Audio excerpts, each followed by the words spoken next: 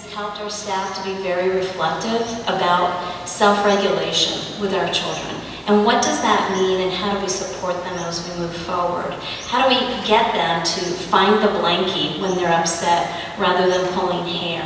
And now the kids, the little babies, will crawl to a blankie, any blankie, and give it to the crying or upset child. So we feel like there are lots of good successes. And as many of you have discussed this evening, children really model and mimic our behaviors. So don't we have a huge responsibility to continue doing that? You see that there's a group acceptance of children that have challenging behaviors. And I think when teachers use effective strategies, it helps all the children to learn how to do that as well.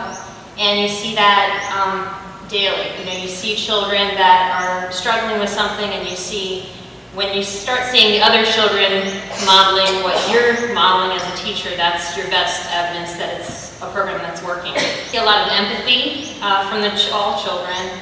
And also children that maybe have very challenging behaviors that may be aggressive. You see that the whole class has a plan for when challenging behaviors become aggressive, and that everyone is safe and valued.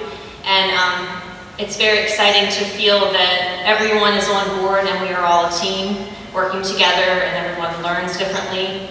And learning that kind of empathy, because that is such a real world experience. I saw a lot of children come in at the beginning of the year that really struggled with even having the words, and maybe not even being talked to in the way that we talk to them.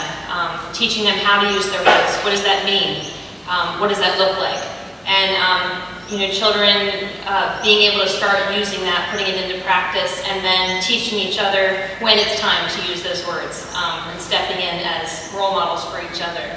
And you see children that maybe came into a program that didn't have any words and wanted to solve everything by using their hands only, and then you see them towards the middle of the year starting to get the words, and then you see them towards the end of the year really understanding that they belong here, and that there's many ways to solve problems.